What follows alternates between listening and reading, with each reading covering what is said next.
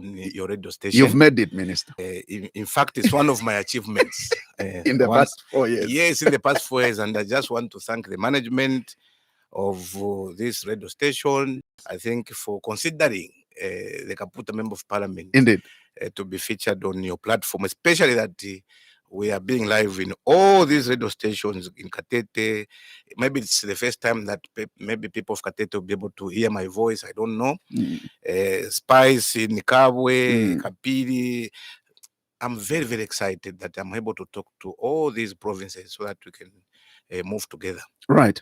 Yours is an interesting one. And Kaputa is not just Kaputa, but it has produced great people, as far as especially members of parliament is concerned. I stand to be corrected. The vice president equally served as Kaputa member of parliament. You're right. How does that make you feel? Yeah, thank you very much. First, I want to first say good morning to the listeners in all the provinces where you are getting us from. And indeed, the vice president comes from Kaputa. She served for 2 terms there. So it's a challenge for me to also beat that record. How do I beat that record? Yes. She came from there, and I'm happy that Kaputa has produced a very vibrant vice president, very, very vice president, and she did a lot for the people of Kaputa. How do I beat that record? Right. Also, she did very well in Kaputa. So, as I said, indeed, I have a challenge, which is a good challenge, because that motivates me to do even more better than she did. Right. So, it's a very good challenge, indeed. Absolutely. We also have other members of parliament who did very well. Right. So I'm happy that I'm coming from that particular area. Now, let's talk about Kaputa constituency.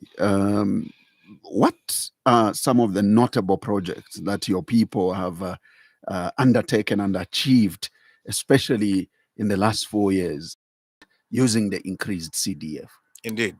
Thank you very much. Once again, I want to start by thanking the President of the Republic of Zambia, Mr. Hakainde Hichilema, first and foremost for considering increasing CDF.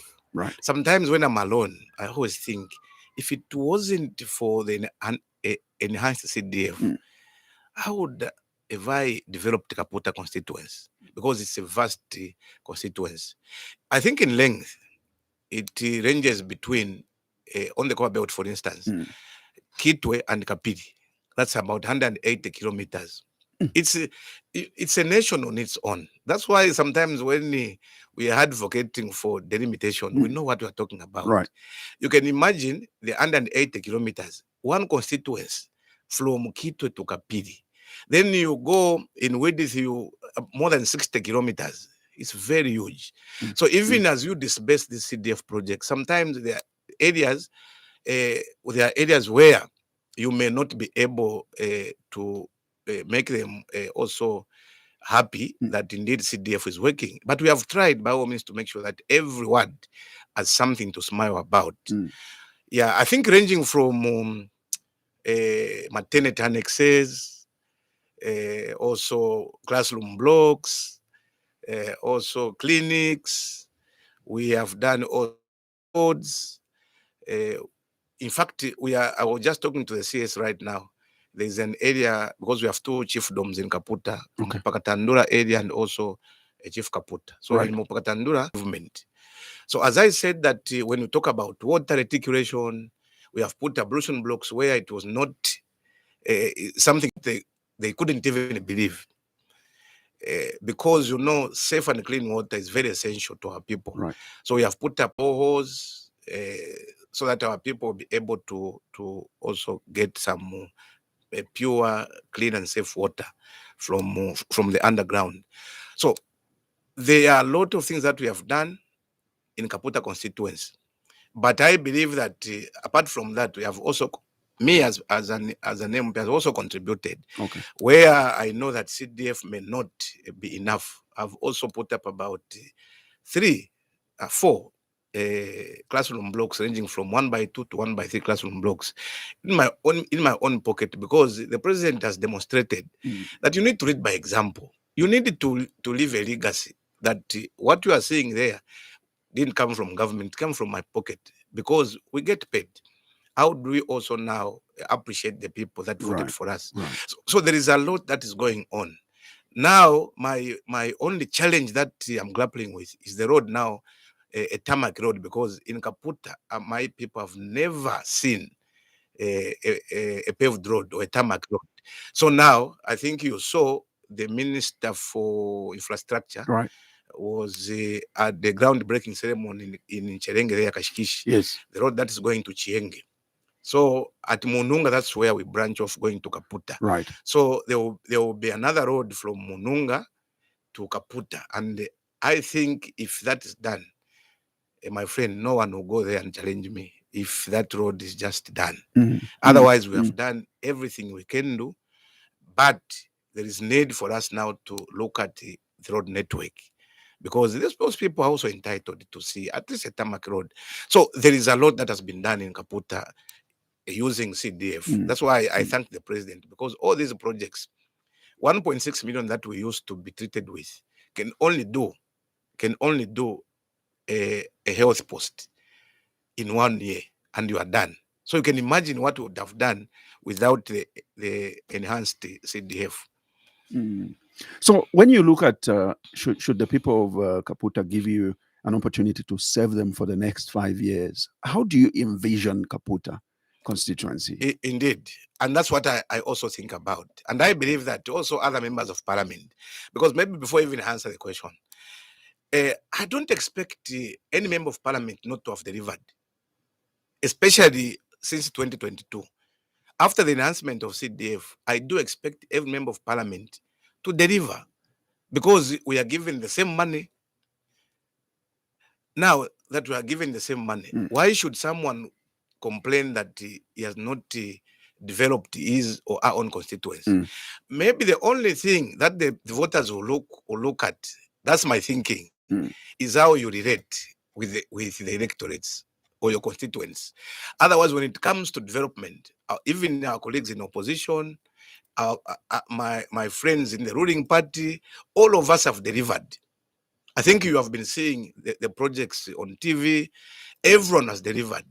Maybe it's now how you relate with your electors, because you can maybe you can deliver, yes, but how do you relate with your constituents? And that is important. Or how do you also frequent your constituents? Because even as we are saying that all of us have delivered, some of the projects have been delivered by the local authority without the involvement of the MP. Yes. If the MP does not frequent his constituents, how often do you frequent your constituents? That is very, very important. How best do you share whatever you have with your constituents? So this is the only thing that is going to separate those that will come back and those that may not come back. Absolutely. Yeah. Now, answering your question, why I believe that the people of Kaputa will be able to give me another chance because of number one, the development that we have taken there, initiatives of me, not government. Right. There are also other initiatives that I've put in place there that the people have really appreciated. As I said, that I'm putting up a lot of classroom blocks there and other things. I have empowered the young people in my pocket and also government. So these are the things that the electorates will be able to look at. But when you talk about relating with them, I'm sure on that one, no one will take it away from me because of my background. I was a marketeer. I understand what the vulnerable people would want to see. I understand what they want to hear.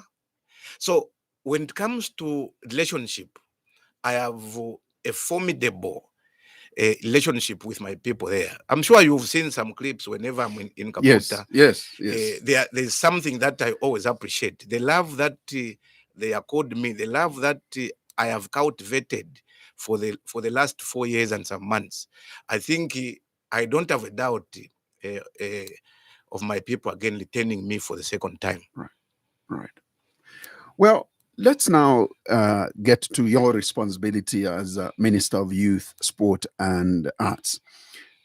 First of all, I would generalize this issue and the issue of youth unemployment and the levels among the youth in as far as unemployment is concerned have skyrocketed. And I mean, while you were coming in government, it was even worse. Your information, how is the situation now? I was thanking the people of Zambia. I think the new Dawn government came at the right time. Aka in the HRM came at the right time. And as we move, we'll be able to demonstrate why I'm saying we came at the right time. And the young people should be thanking the president. I know it's not every person who has been employed. Right. I know it's not every person who has been given what they wanted. But I am very much aware that even when you are not employed yourself, there could be a relative that has been employed. There could be a distant relative that could have been employed. Your time is coming. Now, why I said I want to thank the Zambian people for what they did in 2021. Number one, sometimes when we're in these offices, we need to make decisions that are sound. We should not ever make a reckless decision. A bad decision will always cost the country. And this is the demonstration. Today, you find that our colleagues from the opposition would come to this radio station and complain about unemployment levels. They are just coming from these offices. What is it that they did to reduce on the unemployment levels in the country? What did they? In fact, they are the ones that had to make a bad decisions, and we have found ourselves in this situation. Now, what are these bad decisions? Because sometimes in Zambia, we do forget easily where we are coming from. We have even tried to reduce on the unemployment levels in the country. But if it wasn't for those bad decisions, Zambia would have been very well placed when it comes to the percentage, when it comes to unemployment levels. Now, these are the bad decisions, in my view. And I believe that Zambian people will be able to agree with me. Number one, we should remember, and let me remind the Zambian people, that the economy was growing at 2.8%, negative 2.8%. We are not growing. So when we are not growing in terms of your GDP, how are you going to employ people? There's no room. That's number one. Number two, remember also that there was a bad decision that was made. Which bad decision is to say we are going to increase the retirement age. So Zachariah, follow me very, very clearly. Right. And also the listeners out there. We are going to increase the retirement age from 55 to 65 years. What does that mean?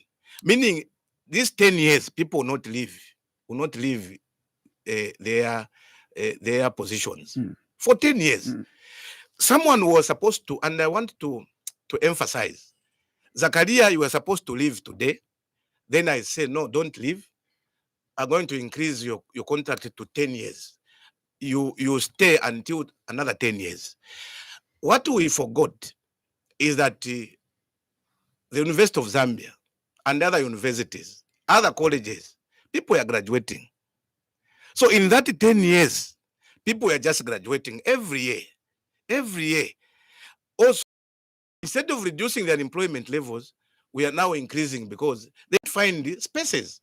You have already given another 10 years to those who are supposed to leave. Let's assume every year 5,000 people were to leave. So for the next 10 years that you had made that decision, 50,000 young people could not find jobs because people are not leaving any room. That's a reckless and a bad decision which was made by our colleagues. Number two, as that was not enough, remember, and I want to remind the people of Zambia, reminders are very, very important. Again, what did they say? They had to make another bad and reckless decision, the employment freeze. We should remember these things because indeed Zambians forget very easily. Employment freeze. What does that mean? It means that no one will be employed until that is removed. And I understand them because they didn't have the money. When economy was growing at negative 2.8%. There was no room for them to make money and also employ. What did they do to avoid protests, to avoid other things, is to put up what you may call legal employment. So if you stand up one day and say, no, I want to be employed, they will tell you that, no, my friend, there is this employment freeze that is in force. As that was not enough, my friend, they again now said, okay, after that 10 years again, someone should leave. What did they do? They started bringing back people on contracts. You are in this country, and people have forgotten about this. That's why for me, if those that were in office, the patriotic front, can talk about unemployment levels, I just laugh. What are they talking about? These are the ones that have made us to be where we are because of those reckless decisions that were made. Again, 10 years, then you say, okay, Zachariah, come back on contract for 2 years. Now, I want to make it very clear. Bringing people on contracts is not something that is illegal. It is very legal, but who do we bring back? Specialized workforce. Not everyone. Specialized workforce. Now, even in my ministry, we don't have specialized workforce there, but they used to bring them back on contracts. And yet, on the other side, those graduates are flowing into the job market, but they can't find jobs. So we are in this position today because of those reckless and bad decisions that were made by our colleagues. Now, we can not only end what we are doing to avert this situation. Very important. What we have done now is to reduce the 65 years retirement age to 60 for now. You know, change is gradual. If our colleagues were to say, okay, instead of 55, let's go to 56, made some sense. But where you just made a wholesale decision where you said 10 years. So for us, what we have done is we remove 5 years. It has been brought to 60 for now. And we intend to reduce it more so that it gets back to where it was, so that we create room for those that are graduating. Apart from that, what have we done? We have put up very good policies that has made the economy now to start growing. You come to zero first before you go to 6%. Then now our economy by the end of this year will be growing at 6%. Meaning, it means that the 4%, the 6% plus 2.8, it can even grow at 8% when you calculate it properly. Now, what does that mean? When you grow the economy, you'll be able to take care of the sick, you'll be able to take care of the old, and you also be able to take care of the vulnerable. So this is what we have done. Now that the economy is growing, we have now started creating employment for our young people. There are a lot of people that have been saying, first, before I even go there, when we talk about the teachers, numbers don't lie. Our colleagues, the 10 years they were in office, they only employed 7,000 teachers. In the 10 years of their rule, they only employed 7,000. Now, let's compare and contrast. In the last 4 years of the office, we have employed how many teachers? Close to about, is it 42,000 somewhere? We'll be employing this year. So we are going to get to about 60 something, just in education alone. So who do you follow between those that created employment for the teachers in 10 years, 7,000, and in only 4 years, 45,000? Who do you want to be managing your affairs? Obviously, the answer is very, very clear. Now, let's also look at the health sector. You know why we have employed about 22,000 plus? Because the economy has grown. Now, I know those that are listening to this radio station, they may say, yes, you just talk about teachers, you just talk about health workers. What about these other sectors? Because we don't only have these two sectors. When we come to small and medium, these are the people that drives the economy. How many people have been employed in SMEs? 48,000. Just in the industrial yard alone. And industrial yard alone, about 48,000 young people. You can imagine where they would have been. In the past 4 years we've been in office, 48,000 have been employed in the industrial yards alone. When we talk about the mining sector, which has also been resuscitated, talk about Kitumba, and I always use this example. We used to call Abanensu Kumumbo, Kwatba Mumbwa. Remember, I always want to remind people, it's like they were not people civilized. civilized. Yeah. So when they come from Mumbwa, today they have a very big mine in Mumbwa, which has employed about 2,500. These are young people. 95% of these are young people. So these are not teachers. You go to Mopani, which was about to close. Mopani was about to close. And we came in. We have resuscitated it. How many people? I'm not talking about those that were there. How many people have we employed? About 10,000 people. 95% again are young people. Talk about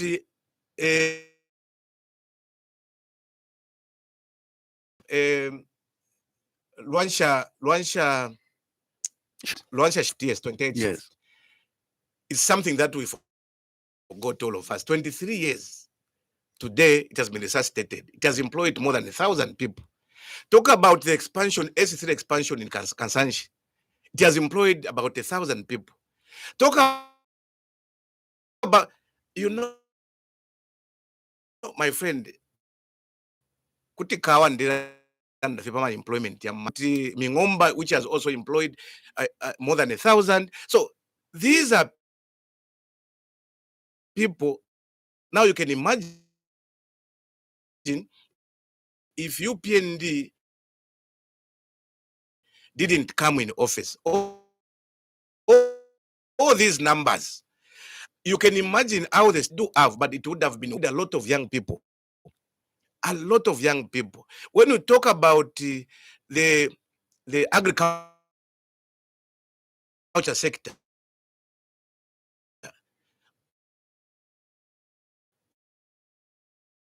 it's those we call extension officers in fishery tackling the unemployment levels in the country. So someone may not tell me that if people comes to this radio station or Katete or Platinum Radio talking about unemployment levels, tell them what they did, the reckless decisions that were made, which now we are reversing.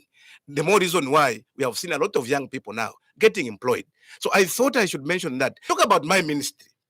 Yes, your ministry. Yes, and I know because your ministry on its own, it has its own youth programs. Yes.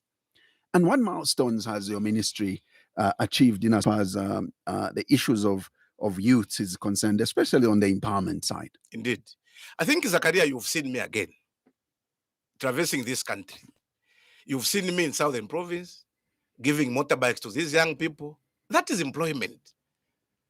If I give you a motorbike, I think you've seen what motorbikes can do, even here in Lusaka, in the urban area. Right. They're using them for courier, isn't it? Yes. Now, in the rural parts of the country, that is transport, my friend. So if I give a motorbike to a young person, I'm not employing only one, because maybe that one will have also to employ a biker. So 2 families have been employed there. Remember that each family has a population also. So we have done Southern Province, we have done Northwestern Province, we have done part of Northern, we also have done part of Luapula, we also have done Western Province. We are now on the first of, I think I should take advantage of this opportunity for those that are listening us from Muchinga Province. Right. And Muchinga Province, I think there is Muchinga Radio there. Yes. And Senga was in Northern Province. Mm-hmm. I'm coming to Muchinga Province on the 1st of November. And I'll go into all the districts to empower young people with motorbikes, not only motorbikes. Remember, there are those young people that cannot even write an application or fill in an application form. So what are we doing to those? Each district, we are empowering 200 young people with cash ranging between 500 kwacha to 5,000 kwacha. That is employment, because, for instance, me, I've been a marketeer, my friend. When you give a young person in the market just 1,000 kwacha or 500 kwacha, to go a long way in sustaining the livelihood of such an individual. So when we are giving between 500 to 5,000, for 200 people in a district, it will also go a long way. From there, I'm coming to Central Province. Those that are listening as on Spice FM, I believe, and also ZFM. Yes. From Muchinga Province, I'm coming to Central Province. Then go to Luapula to make sure that we exhaust the budget. These things are budgeted for. So I'll be a very busy person between now and December to make sure that we exhaust the budget when it comes to empowerment. So the empowerment that we are doing, apart from the 200 that we are giving grants, the 12 motorbikes that we are giving to every district, yes. We are also giving empowerment in sport. We are giving jerseys and 20 footballs and 20 sets of jersey as empowerment. Now, together with the National Sports Council of Zambia, we are also launching what we are calling the Rural Sports Development Program. So them too also are giving out the equipment, boxing equipment, athletics equipment, football equipment. So we are doing both. So as we get to Muchinga, this is what the Muchinga people should expect. Now, apart from those empowerment, what other empowerments are we doing? We are aware that there are people that are also graduating in skills. Yes, you can bring a lot of skills development in the country, but do you have the exit plan? So as a ministry, I think we have now an exit plan.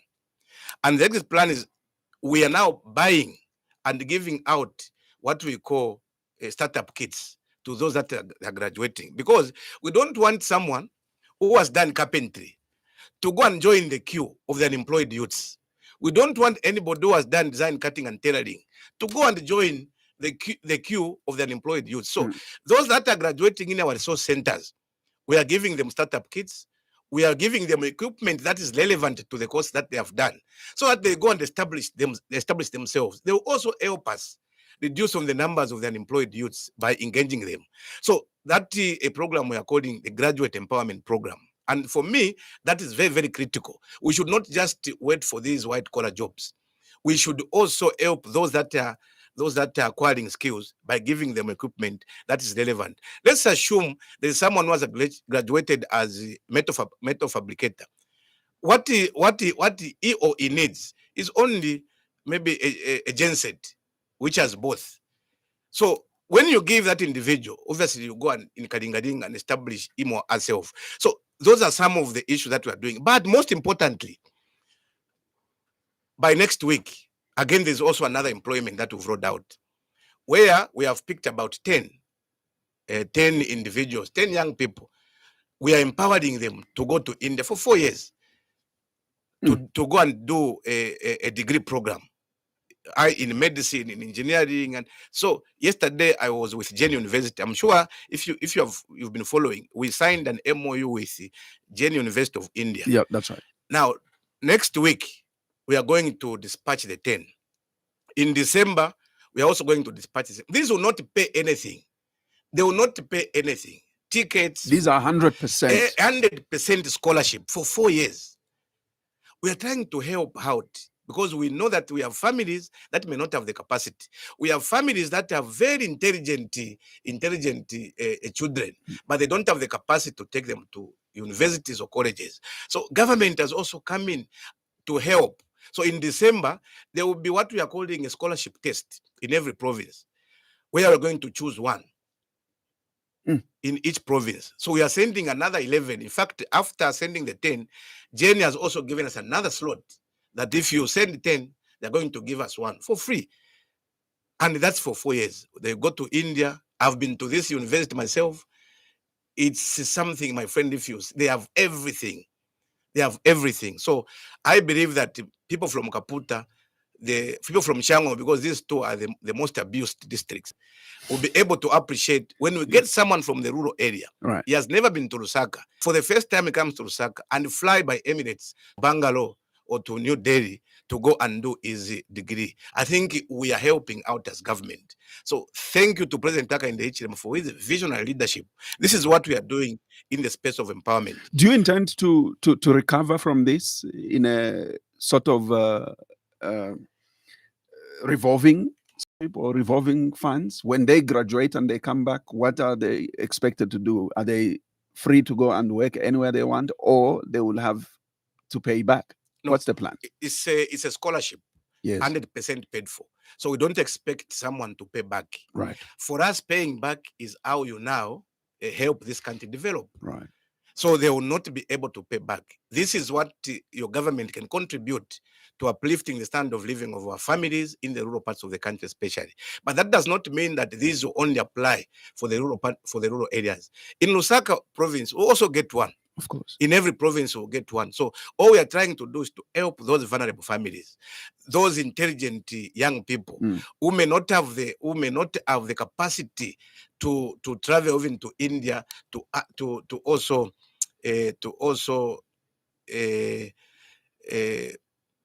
further their education. So this is what we are doing. It will be a yearly program. So every year we'll be doing this just to help out and see how best we can develop together with the knowledge that they will be acquiring from India. I know that Zambia will never be the same. The more reason why I always call upon these people to give us more time, because we know what we can do to this country. We know President Hakainde can do to this country in terms of developing. You don't be surprised. We found our GDP at 19 billion kwacha, 19 billion kwacha. Today, as I'm talking to you, we have now close to about 30 billion GDP.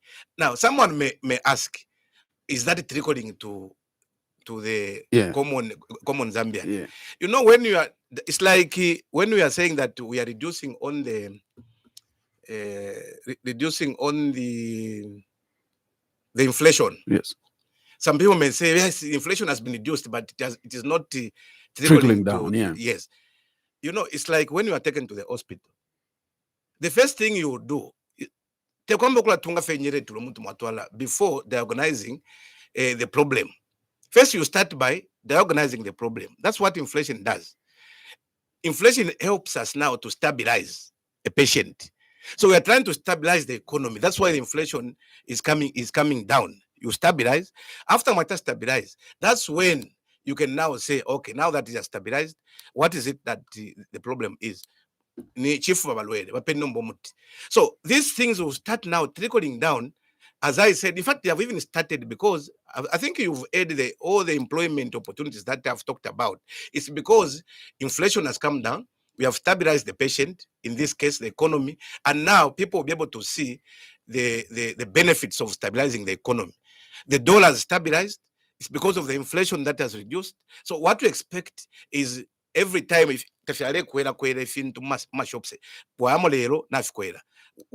after 2 days they can't go up because now we have stabilized. So those people that have not yet seen, especially the common person that have not seen the benefits, I believe that as we move forward, they'll be able to see the benefits of reducing on the inflation and also stabilizing the economy. How have you fared in as far as arts is concerned? Thank you very much. I think in arts, we need also first one to understand where we are coming from. Before we aligned, arts was a unit. It was a unit under tourism. That's right. And its allocation was very minimal. That's why we couldn't even move. Now that we have aligned, we have now brought the arts department to the Ministry of Youth and Sport, because the people that are found in the arts are young people. Yes. This is why we have musicians, we have creative arts, we have everything. And these are young people that are making films, or they are doing everything. So it was good that we bring them to the Ministry of Youth so that we can work together. Now, ever since we came, first we need also to understand the fact that it has its own allocation now, because it's a department. So they have some money. And for me, what is important now is to also mention that we have now come up with what we are calling the Arts Development Fund, which was not there before, where now these artists will be able to borrow money from and pay back. And I want to emphasize, borrow. It's not a grant, it's borrowing. Because it's a revolving fund, we need to grow it so that a lot of artists will be able to benefit from that. So for me, that is a plus. Number two, this is a sector that was very disorganized. and coordinated. And today we are able to coordinate it. We are able to coordinate it through interactions, through interventions that we've put in place.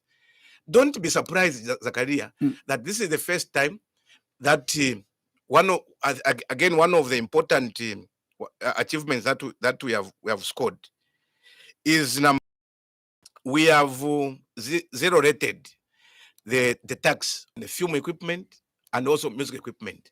What does that mean? It means that now these musicians, these film makers will be able to buy equipment which is not expensive. And what does that mean? Now, some people may say that we are reducing on the revenue side. No, because if we employ a lot, because we have brought in a lot of equipment, people will be employed. After employment, those people now will be able to pay tax. This is how things move. Now, we also launched the National Arts Policy and the Film Policy for the first time. There was no guide.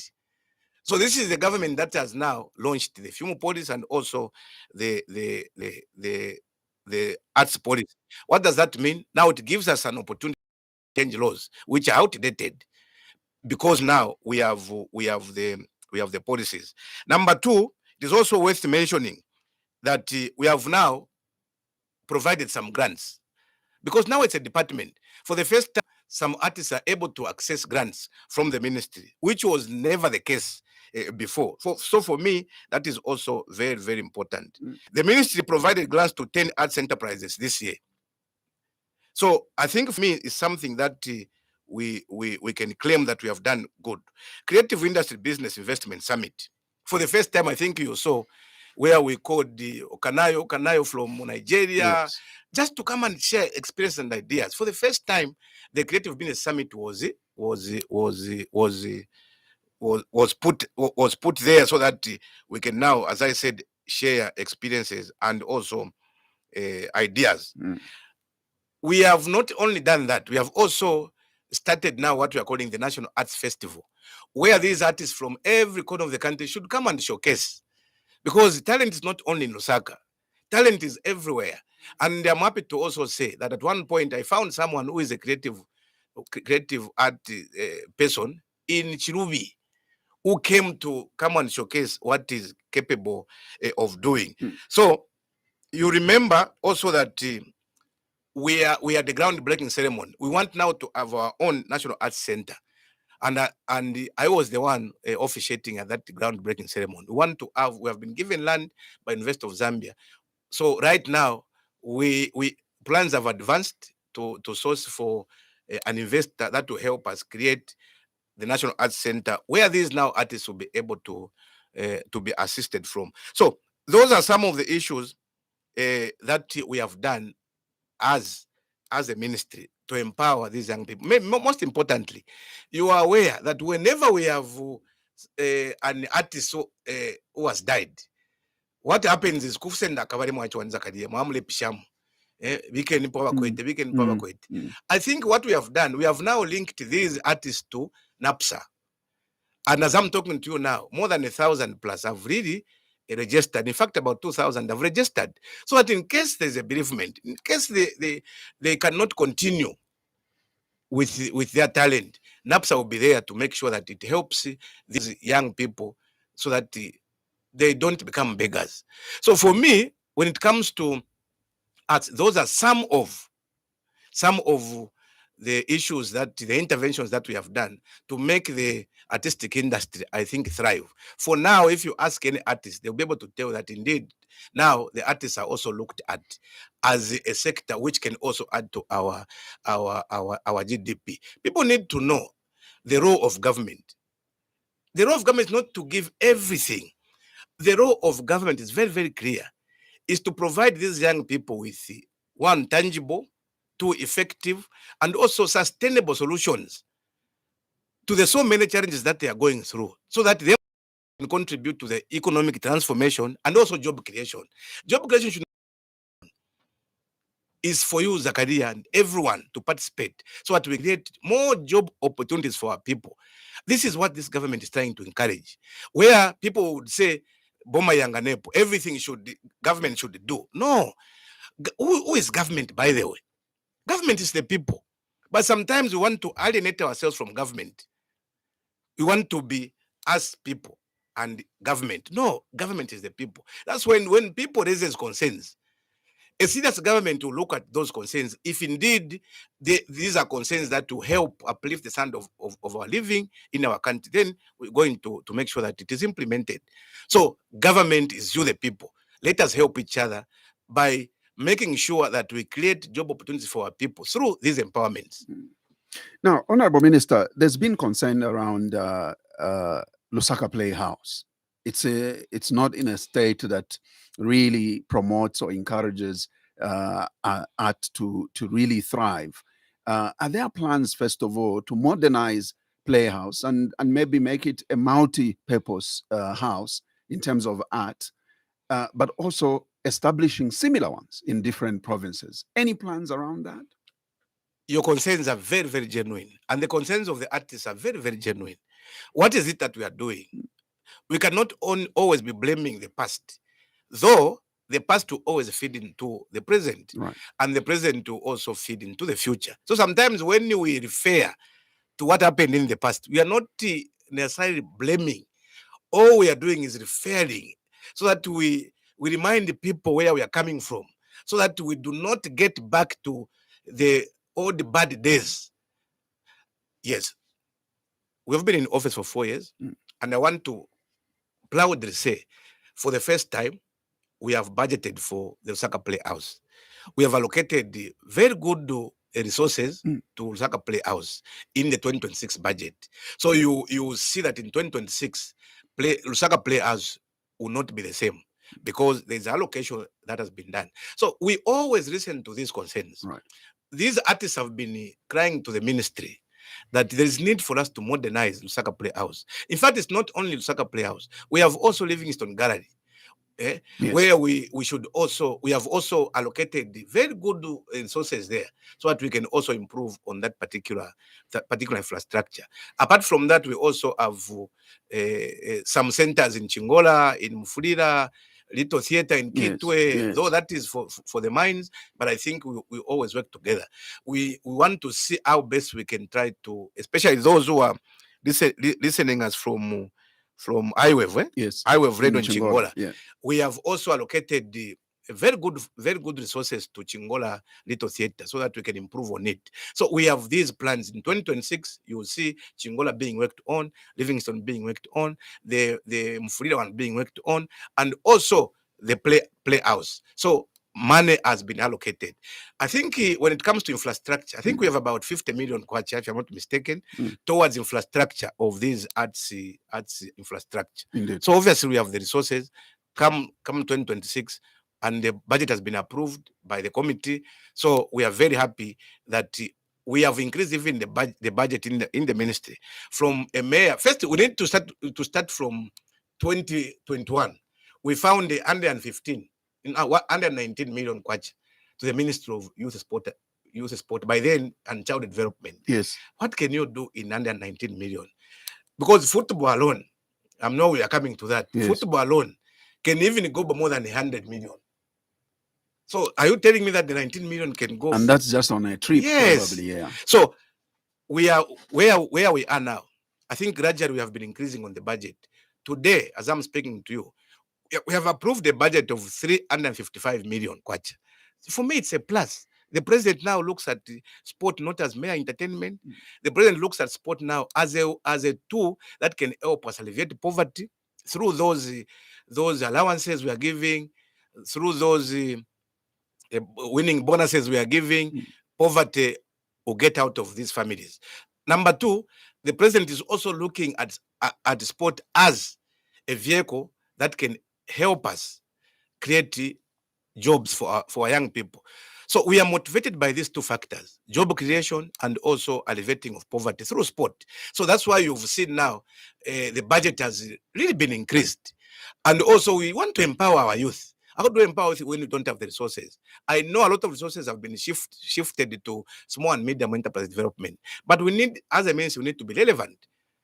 As I'm talking to you, as I said earlier, we'll be sending 10 next week. We'll be sending 10 and 11 in December.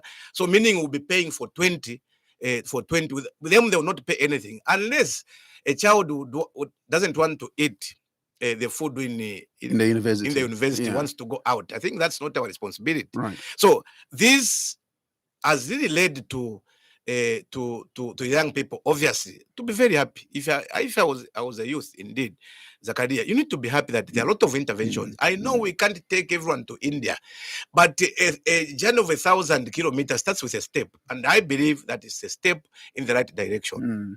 Now let's come back to sport. Sport. I know that we are coming from, I'm not sure how existent these problems still are, but we are coming from an era where minor sports complained about how they would not even get support or funding from the ministry whenever they had tournaments outside. Namely, would be rugby, for example, netball, and so on. They struggled, but obviously they complained, considering the fact that you gave more funding to football as compared to any other sport.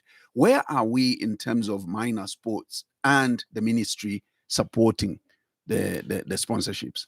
I think when you ask the federations, sportsmen and women, right, if they are honest, very and genuine, they will tell you that things have improved. That ministry, my ministry now, used to be called the Ministry of Football. It was not the Ministry of Sport, because everything was just going to football.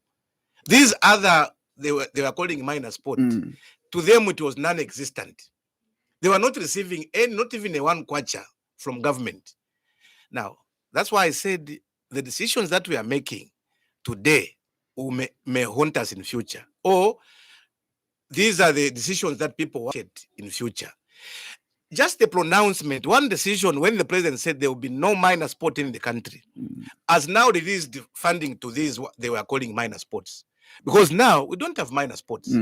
Because even when we interrogate the cabinet where we have all these medals, you find that a lot of medals are not coming from football.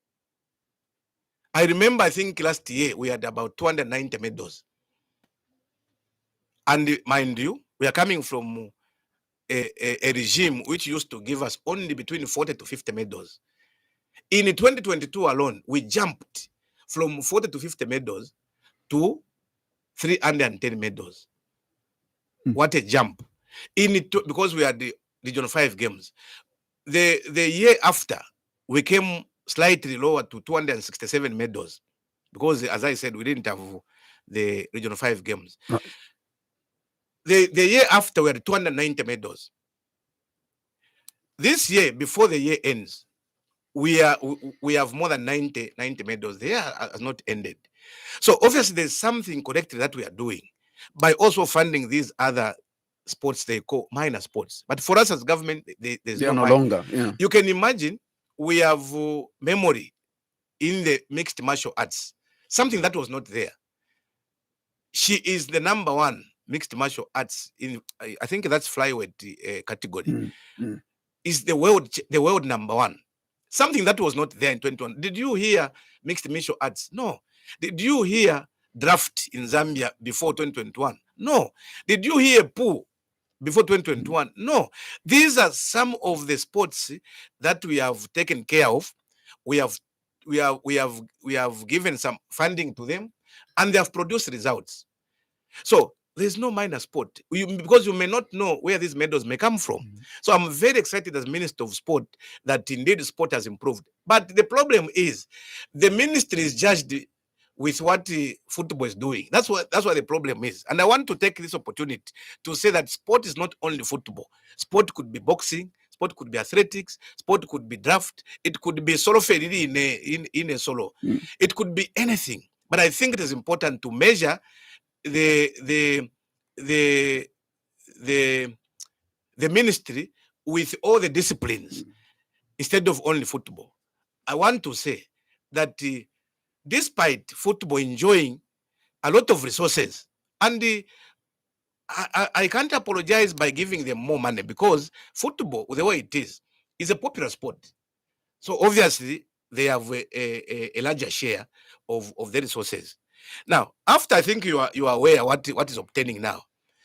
After we knew that the taxpayers' money is being abused to some extent by not producing results. We wrote to them that can you justify why we should continue giving you more money and yet you're not producing results? I believe that you hire a coach to help you produce results. Now, if the coach is not producing results and you've kept him, we don't want to get into those issues because we don't participate in hiring a coach. We don't participate in also signing those contracts. As we just pay them, how are we paying that coach? $25,000 per month. $25,000. How much is that? If you multiply it by 22, it's more than 500. It would be more than maybe about 500,000 somewhere per month. Is it? This is mathematics. I think you because if you are talking about $10,000, it's about 230. Yeah, you're paying him about 550,000 per month. And this is not my money in my pocket. This is not the President Akaindechilema's money. This is taxpayers' money. Money which is coming from vulnerable, some of them vulnerable people who would want to support sport. But if they don't want to produce results, why should we continue paying a coach that much and yet it's not producing results? So we told them that tell us the steps that you are making so that we get out of these doldrums. Tell us the measures that you've put in place so that we can back to where we used to be feared as a country. Today, Botswana can even celebrate when they are pitted against us. Today, Angola can celebrate. Today, even Malawi can beat us. Oh, Tanzania can beat us. So where have we gone wrong as a country? So we have told them that give us a justification why we should continue giving you all these resources. Now, apart from the $500,000 or 500,000 kwacha per month we are giving the coach, remember that chartering a plane is 12 million kwacha for them just to go and back. And we've been doing that. How much is a player getting when they win, like they won in Tanzania? Yes. Just that one game. Every player is $5,000. How much is $5,000? About 110,000 kwacha somewhere, 115. Yeah. One game, 90 minutes. A player is given $5,000. Even for the women, it's the same thing. Talk about allowances, $100 per day. Talk about training allowance, $80 per day. How much are we spending on football? And if they can't produce positive results, why should we continue? Maybe it's better all of these resources we are spending, we now channel it through developmental sport. We start afresh. Let us just agree as a country that we don't have a team or we don't have a technical bench. Why can't we maybe start afresh like our colleagues in Senegal did? Who started afresh? They knew that they can't go anywhere. They had to pump a lot of resources in developmental football. They started with the under 17, the under 20. That's why at one point you saw them win the under 17, win the under 20, the under 23, and the senior national team, because they had now to shift resources to developmental sport. So for us, we have told them that we have given them up to 20th of this month to tell us why we should continue doing that, despite giving you all this money I've talked about and not producing results. This is taxpayers' money. When you people, the citizens of this country, raises concerns, because we are government, the people are government, we need to react. And this is what we have done. So if they don't tell us tangible steps that they are putting in place, then we are going to halt the funding of the senior national team. And quote me very correctly, I'm not talking about these other teams. It's the senior men's national football team. Yes. The women, we haven't touched it. They have been helping us to put smiles on the face of the Zambian people, at least.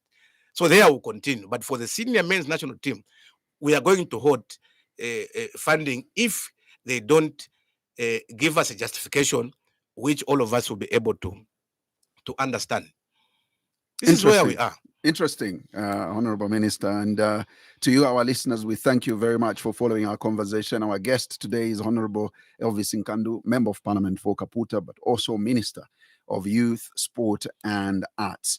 And of course, we've discussed literally almost everything around his ministry and obviously also developmental activities in Kaputa constituency. It's now time for us to give you an opportunity as our listener to call in and interact with our guest. And the number you're calling us on is 0955 221515. And remember, we are live on our partner radio stations across the country. We are live on iWave FM radio in Chingola, also live on Platinum Radio in Ndola, both radio stations covering the rest of the Copper Belt. We're live on ZFM in Kapiri and live in Mansa on Tuta FM, as well as Muchinga Radio in Chinsali, and also live on Spice FM in Kawe. We are live here in Lusaka on 5FM Radio and live in Eastern Province on Katete FM.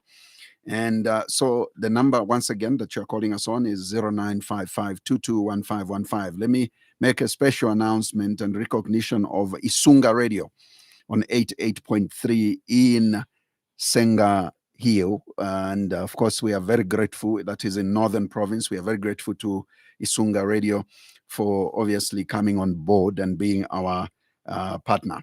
So let's take our first call. Good morning and welcome to the Burning Issue. Honourable Francis Munduntika is one of these calling you from Lusaka town. Good morning to you, our host there, and good morning to the Minister of Youth Sport and Child Development. Good morning to you. Good morning. Good morning, Francis, and Thank welcome. You. Yes, Please go ahead. Yes, no, the Minister is hardworking and very good. That's one thing I love about him, even with the sports that I give him kudos.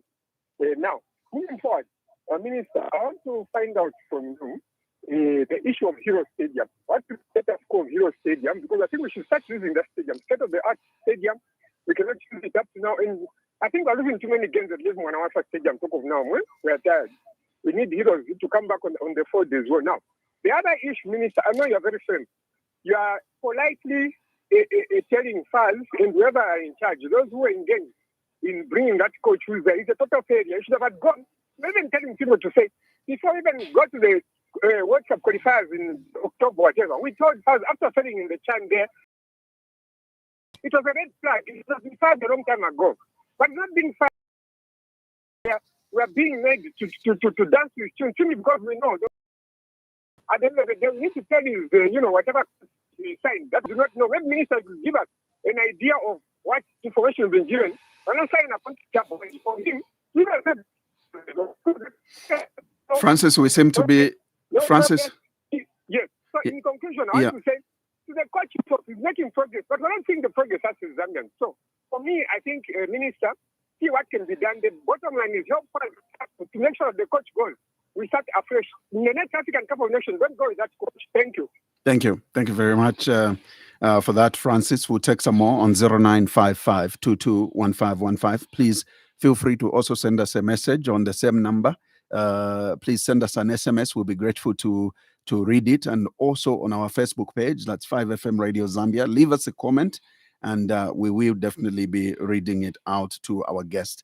And our guest, again, this morning here on the Burning Issue is Honourable Elvis Nkandu, Member of Parliament for Kaputa constituency, but also Minister of Youth, Sport and Arts. And let's see if we can take some more calls. Good morning. Good morning. We seem to have a bad line on you, Brother Namanda, I believe. Hello? Yes, Tauka Maokabwanji. Honourable, how are you? I'm okay, Brother Namanda. How have you been? We seem to be losing you, Brother Namanda. I think network is not favoring you this morning. Can you maybe call us back? Yeah, please. Unfortunately, we can't hear you. Please call us back, Brother Namanda. We'll be grateful to hear from you. Let's take another one on 0955-221515. Good morning. Good morning, Zach. How are you, my I'm very well. Thank you, Brother Chisha. Thank you so much, Brother Chisha within Zaka. Please go ahead. Actually, the previous caller is not Namanda. Come again? The previous caller is Munsanje. Yes. Bo Munsanje. Yes. Mr. Honourable Minister Nkandu, how are you? I'm okay, thank you, Brother Chisha. How have you been? I've been okay. And thank you so much for being on the program. We have a lot of questions to ask you. Please go ahead. Yes. In the first place, I want to say thank you so much, government, for the first time, actually, to thank the European government personally for suspension of funding first I think it's because you don't plant and then you are not reaping. You keep on planting. People will start down. I think the coming in of Mr. Mwemba, I think it's not bringing any change. Some of us who have been critics of Karusha, while we criticized him when he was the first president. We told him, you can't run football when you're in South Africa. Even Mr. Kamanga, we told him to say, Mr. Kamanga, you're not going anywhere. And for sure, Mr. Kamanga was not performing according to our expectation, except on the women football team. Mr. Mwemba, you have started on the bad note. And if we are not going to allow anyone to say, no, we are being critical. We have losing money. Like you put it correctly, the money these people are getting is not your money, Mr. Minister. Even money for the president, but our money as taxpayers' money. You have done well to suspend the funding of FAS. But don't you think, Mr. Nkandu, don't you think the failure of FAS, it is just the same as the failure of the entire government? What made me to say so? Because look at how we are suffering under your government. The load shedding is doing us bad. Is it because you don't have anyone to suspend you as you have done to FAS? Interesting. Yes, You know, we are. you have power to suspend FAS. It's like you don't have anyone to suspend you. No, we are listening. You are listening, Mr. Nkandu. Indeed. Bankandunda numfasara mulanda tishuko ya mushimbe kusangwa kwa bana bale Chachi. One question ko twala kwa tafe kwanza miazi nga from 2026 tumone cha right. So Mr. Nkandu, I mean, the promises you made when you were in the opposition as you can. You made a lot of promises. And Zambians were ready to say, no, let's take what you can do. But what you are doing for now, Mr. Nkandu, is pathetic, for lack of better terms. What made me to say so? Let's talk about free education. Mr. Nkandu, if you're not careful, we are going to produce Dandais by the end of the youth government regime. How can we have 100, 80, 90 pupils in one class? I just want you are even saying, no, we are providing free education. It's not helpful. Look at the economy. People who are selling small businesses, they are closed as we are speaking today. Mr. Nkandu, I've never been to Kaputa, but I'm from Luapula myself, and I've seen how people are suffering there. And then you have education minister telling people to sell Luapula people, they are suffering from the poverty of mind.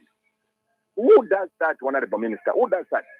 Because yours is to make sure that you control the economy like you promises.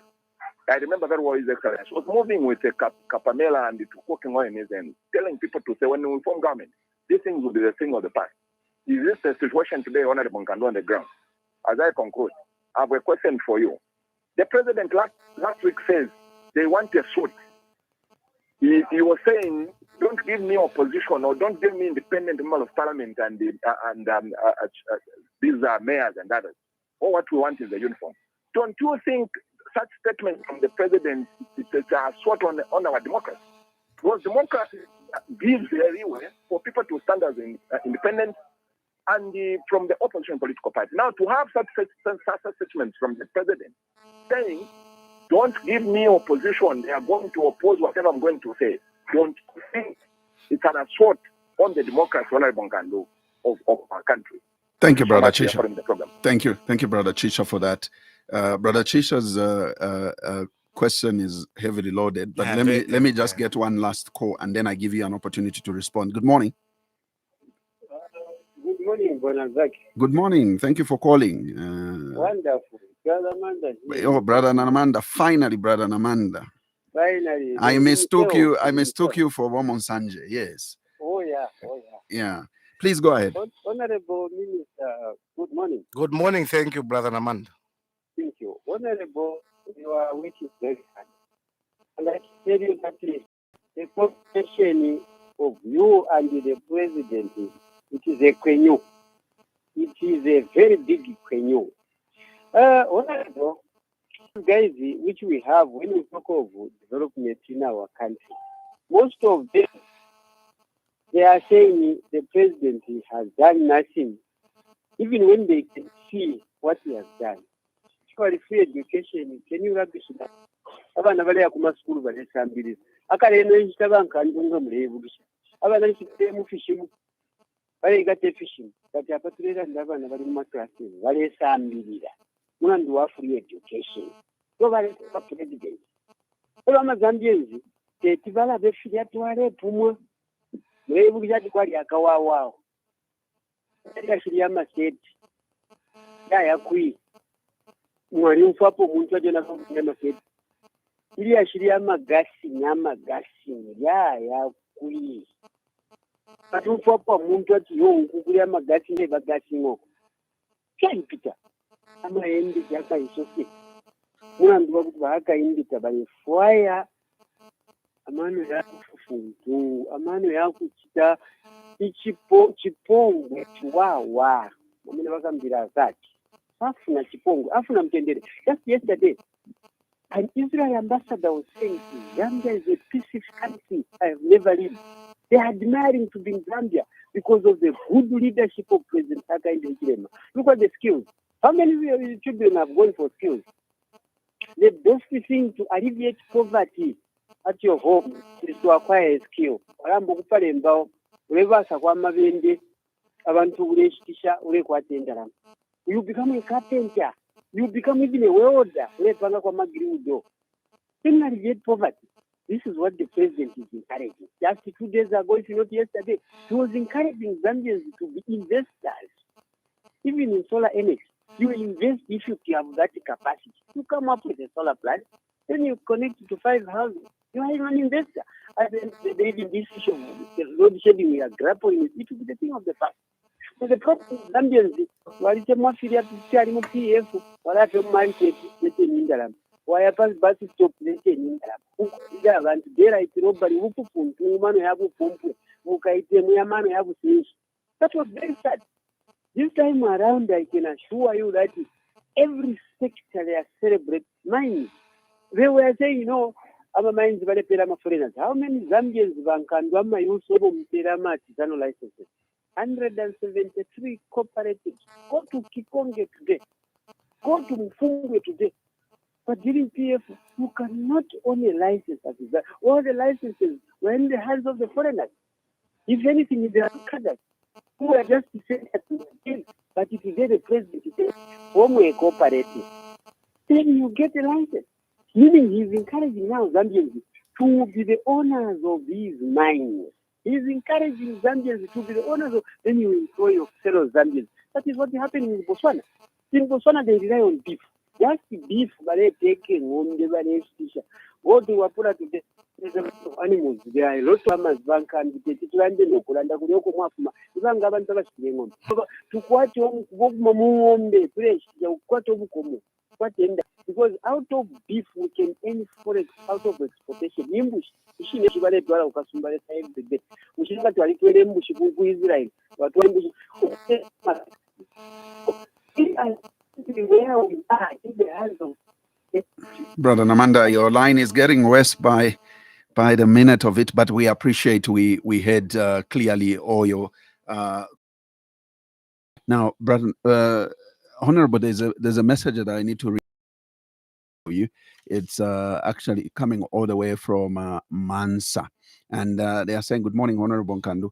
How do you think about Kaole Stadium in Mansa 2026? You must go and finish it." I'm DK. Right. Let's respond and react to what we've so far. Thank you very much. Right. And I believe that you give me some time. Indeed, please. There are some loaded questions. And I also want also now to add one position. Right. I'm member of parliament for Kaputa.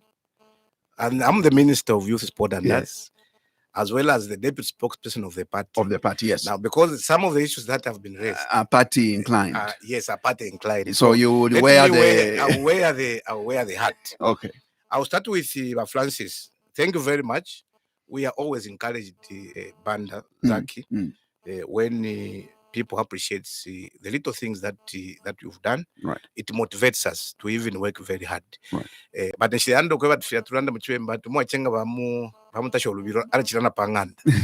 sometimes it's a motivation that we should not take for granted, that maybe there's something correct we are doing. And thank you, Francis, for that appreciation.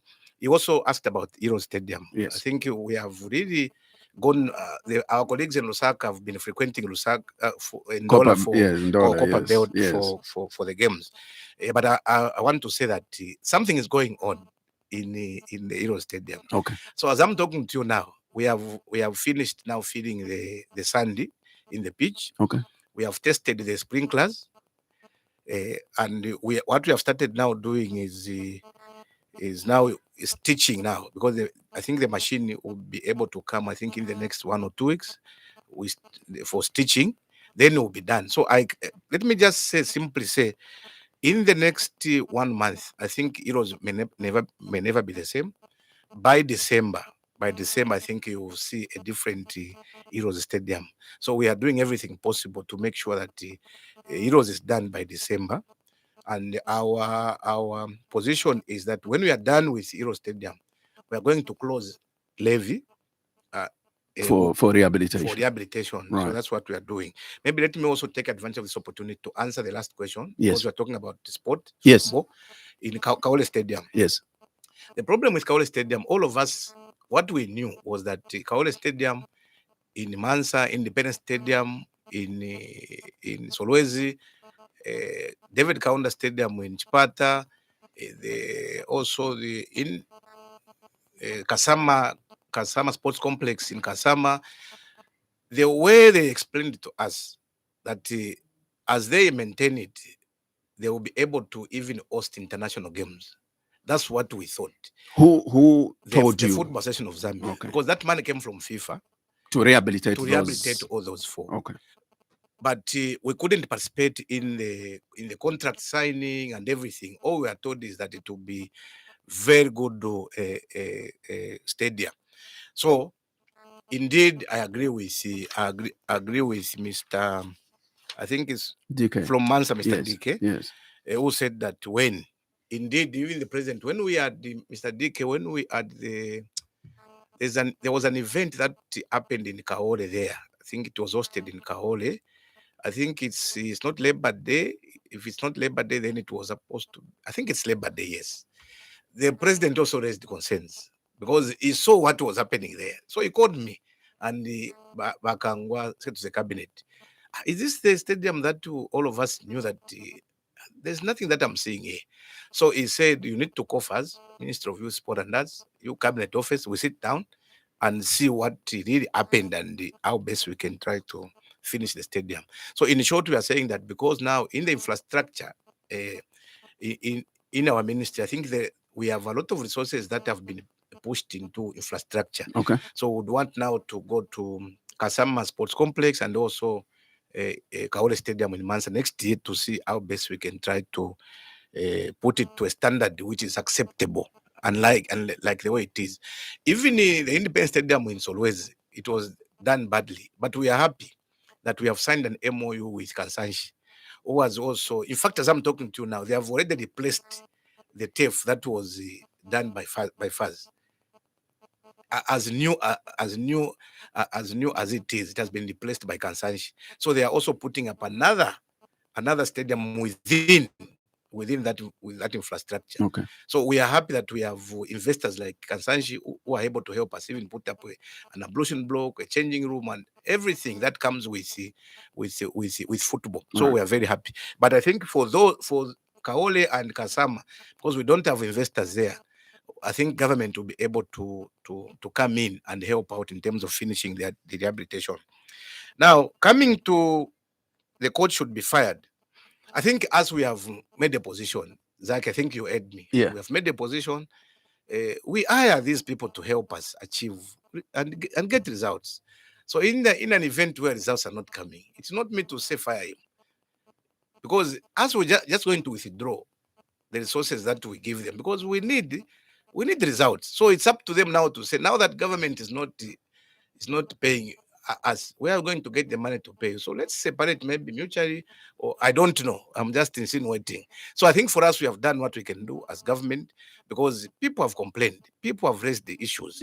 So it's not our money, as he said. So that's what we have done. Now, coming to Chisha, aware to us, the minister and also the spokesperson of the party, yes. thank you very much for thanking us only on one thing, just suspending funding. Yes. that is the only thing he has thanked us, Mr. Chisha. Surely, apart from just suspending, there's nothing that you've seen we have done. But I respect your opinion, because opinions need to be respected. I humbly say, thank you very much for coming the way you came out. Then that they have started on a bad note. Indeed, when it comes to results, they've started on a bad note. But I'm also someone who has been advocating for bringing everyone together. On that part, I'll thank FAS.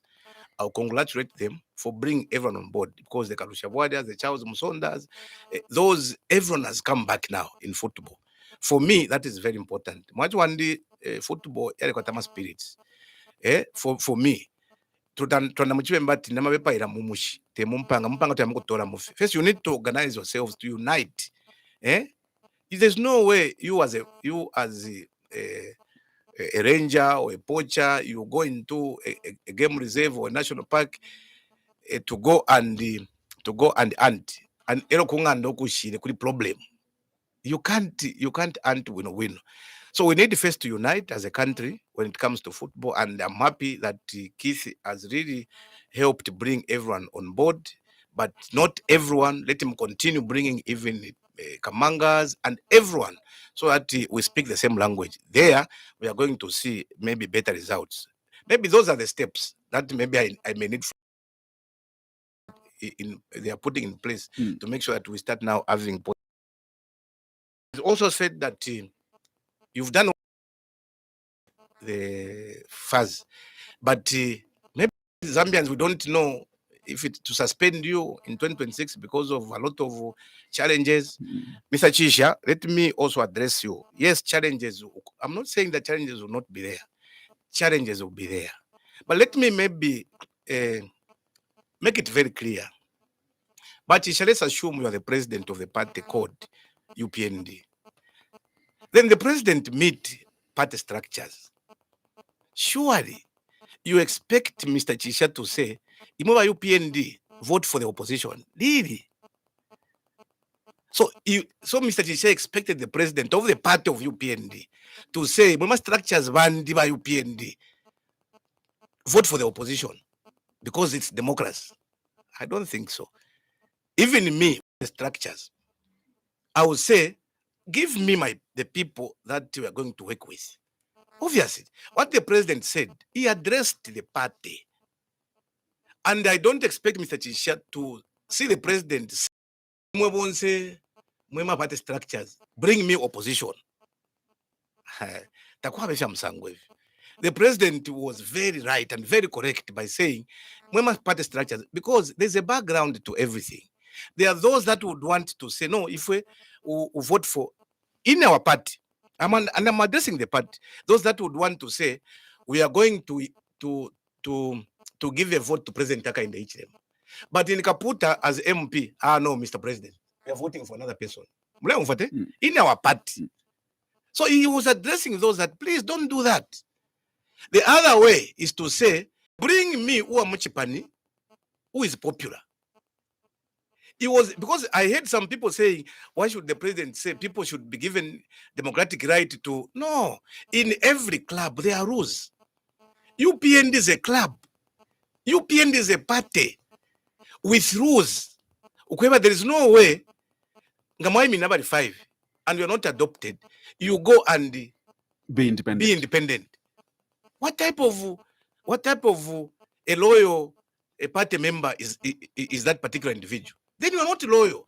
Because I know when you stand, maybe the three of you, you don't expect everyone to be adopted. There could only be one who will be adopted. So these others should support the one that has been adopted. But if you feel you want to go as an independent, then you are disloyal to your own party. That's what the president was saying. So he said, give us those members of parliament who are in parliament there. Do you realize that the president can be impeached when you have a lot of members from the opposition, even on the flimsy grounds? Because when you don't have the numbers there, they can bring up a motion, we're going to impeach you. And the numbers, to conquer parliament. So as a party, we should protect that because we have a lot of things that we have done as a party. If that feel like say on surely can someone come with an alternative policy on free education? No. Can someone come with an alternative policy on meal allowances? There are only two things. It's either you do it, don't do it. But if Micheko to avoid shako. But if Micheko free education policy to avoid shako. Do you have an alternative policy to that? He also talked about to change it to Danda heads. Zambian people, please, regardless of which political party you belong to, give credit where it is due, Mr. Chisha. We have now more than 2,300,000 school. You can imagine what they would have been doing. It's because of free education. We know that there could be some issues that comes with free education, but it's a good problem because he was saying people. That is a good problem because it's telling us among classrooms that should not make us scrap of free education because there are a lot of our vulnerable families who didn't have the capacity to take their children to school. Remember that because of Amalwere Bashava Nakuliva Bamayo Banakulu. Tawakwetana capacity ya balipirira ku school. Then there now comes aka in the ichirema. Nalamya fako mayo kusambirisha babana.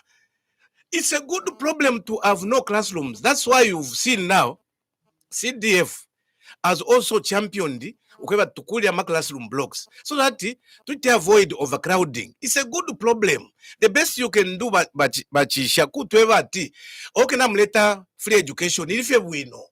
But where you are lacking is tamukwete ama classroom tamukwete infrastructure to allow for not to scrap it off. So can people now be happy when you scrap off free education because of a classroom?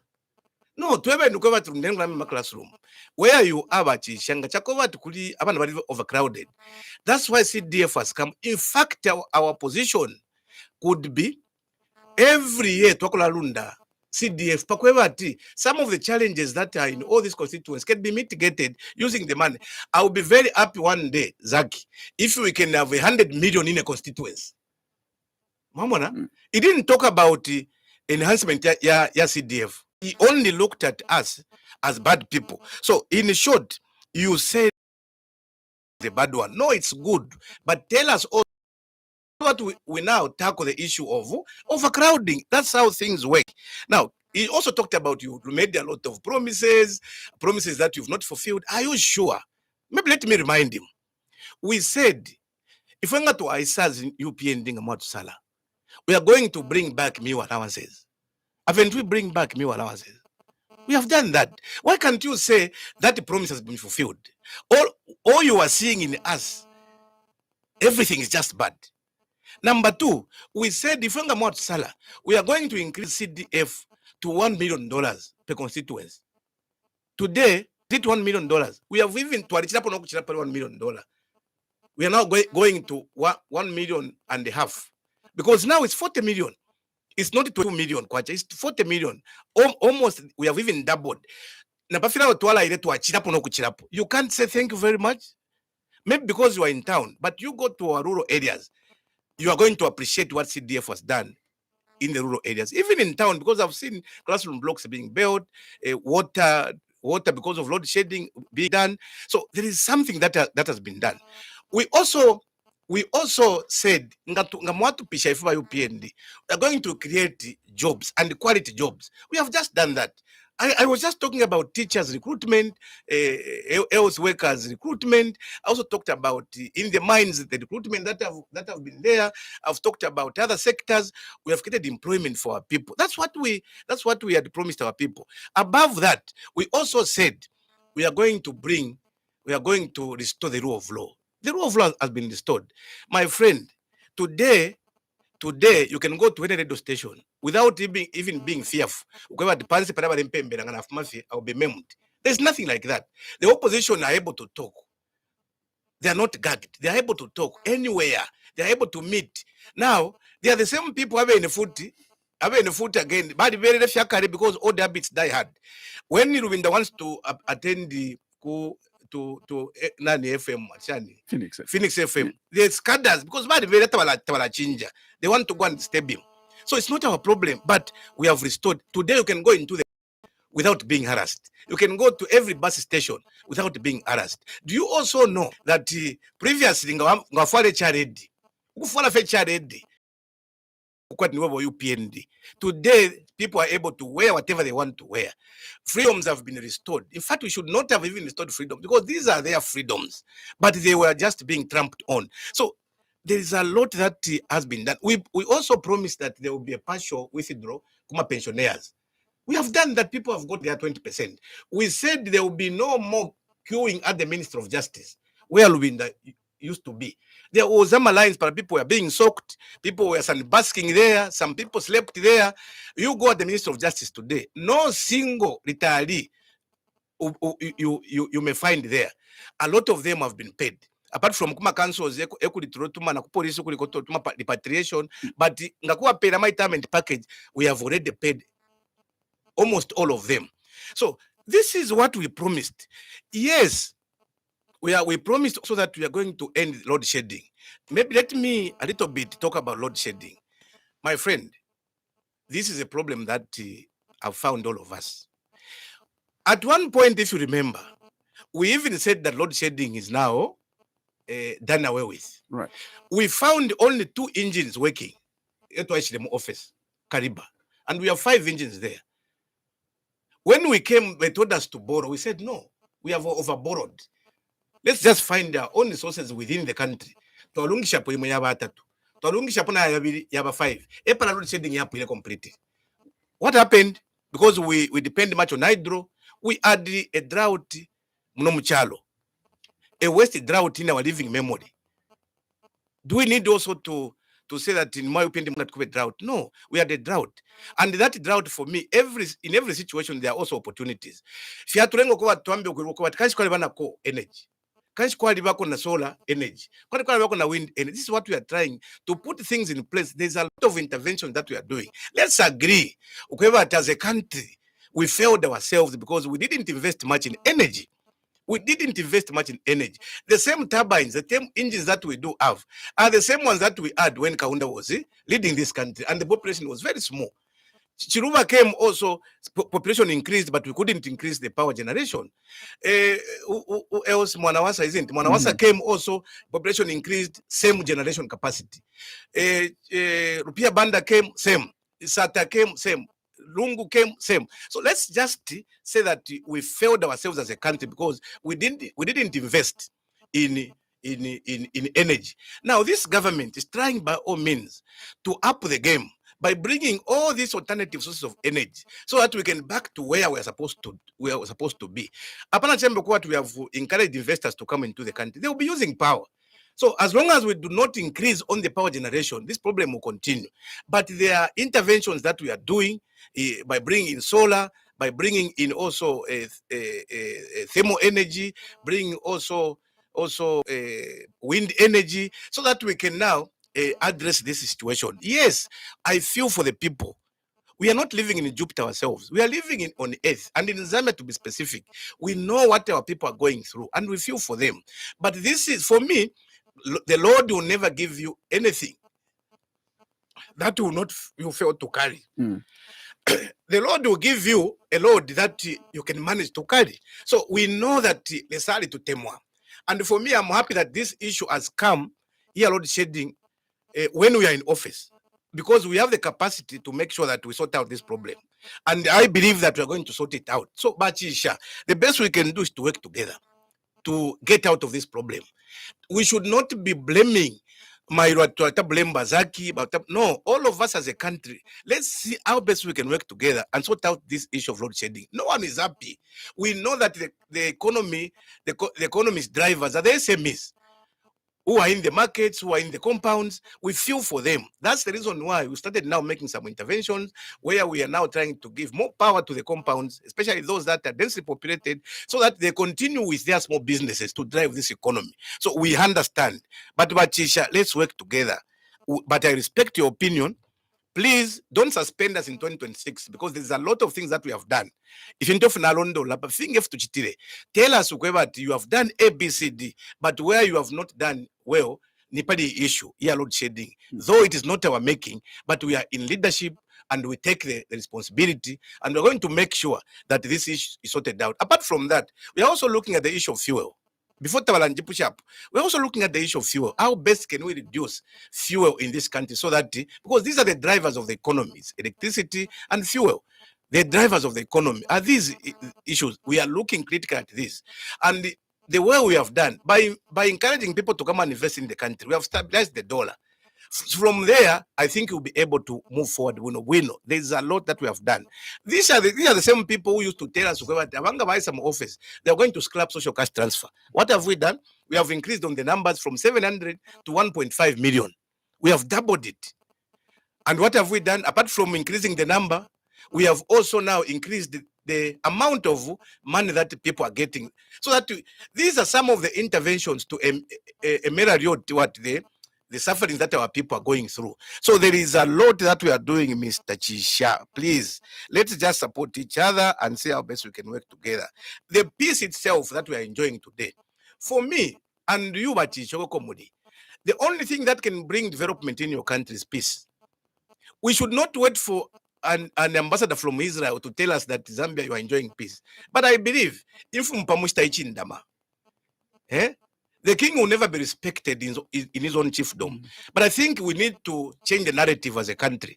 Let us give credit where it is due. If we are enjoying peace, because when you enjoy peace, you can do the rest. When you're not enjoying peace, you can be running from one place to another, and you can't develop your country. So for me, even by maintaining peace, the people of Zambia should have a reason to vote for Waka in the Ichirema, because he has brought peace.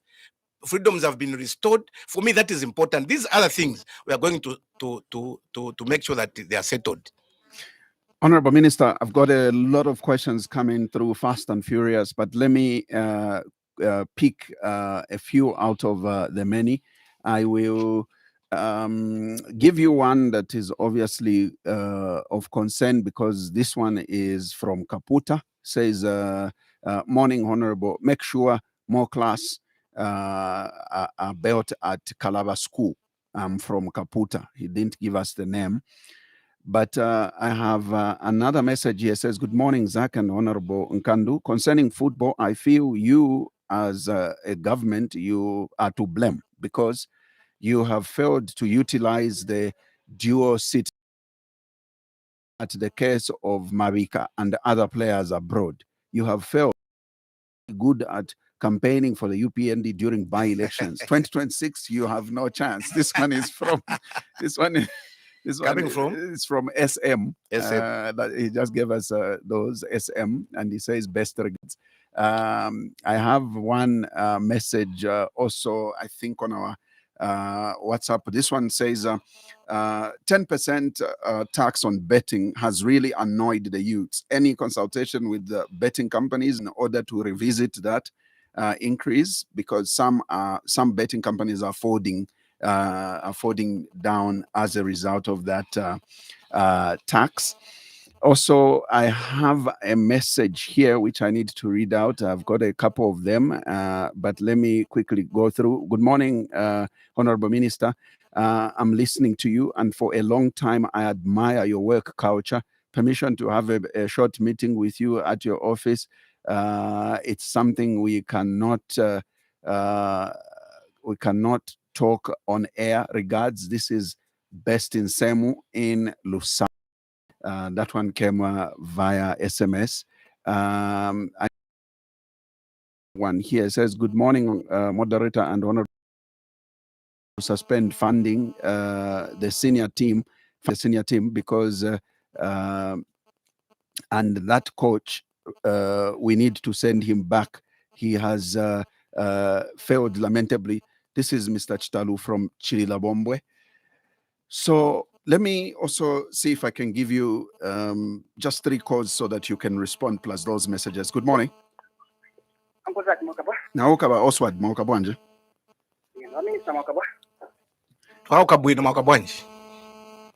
Oswald from Chipata Overspill, yes. Minister, na president mu cabinet uma passagens ya bwana mauza vintu pa ground vilimusha na mauza vatuma magamba vilimusha vitu ndami songa kwa mwanti pa ground vilimusha mara ikifunuza ya bwana 19 hours enda na 05 amisa sio mmoja mgasiri pale mtani ndapamulira po imoso hapo pamulira mufora mukujya mushamani kombo lwabinisa muno mukajya mushamasapisi na mkabati mwa mimi hapo mimi sema unuza aka kisha mko na mushe manga pa mandevu bezi kwa nijiko mandevu kwa sio bana mkasa ni 170 akisi mko kufikisha mashita mushe bali makasi zifika mbana maana ndio mkabati diferenza ungo amendo na minister 250 unga ero so ufora 1 pin mama 1 pin wa minister na 1 pin 2 ugulema unga 2 marashi kuli usokema ulipe marento imakuri mwe wonse mubona mushe so president ngati mwaenda mcabinet mwanga mkazawa ngati president wavutika bantu anisa kwa ngati vutika nta ground not na president ngazawa ala bana ba tilimusha bintu hakuna money ball untu fika kama cheva zone bintu zivili moza misa singa kuna nei so mkaenda mauza president but bantu kama bazo wanatenda wala zivili moza na 2026 mkabati rapida amkai mkama mkuto opposition mama ya opposition ndise bantu antio so ngeso wa minister but please mwanauza president bintu ground zivili moza let me give you one more call and then I allow you to respond. First, let me give you a text message which has come through. It says, "Good morning, Honourable. Our retirement benefits, which is gratuity at the University of Zambia Great East Campus, we have not been paid our money since March 2016. Please pay us our gratuities. We are not on payroll. We have suffered enough. Please help us to apapata, fulfill your promises." This is Mrs. Belinda Mponda. All right. And that said, let me give you an opportunity to quickly respond. Thank you very much. Before we take some more calls. Yes. Thank you very much. My friend from Kaputa, I'm happy that he has managed to come through. Yes. I know the Kalava is asking me if we can for more classrooms. Yes. That's why I said it's a good problem. Where is Kalava School is talking about? Yes. This is where I've built a 1x2 classroom block. I've helped the community there using my own resources. Money. Okay. Because I knew that I think we have a very big challenge in terms of the classroom blocks. So I started first as an individual to help them build the 1x2 classroom blocks, which is almost complete.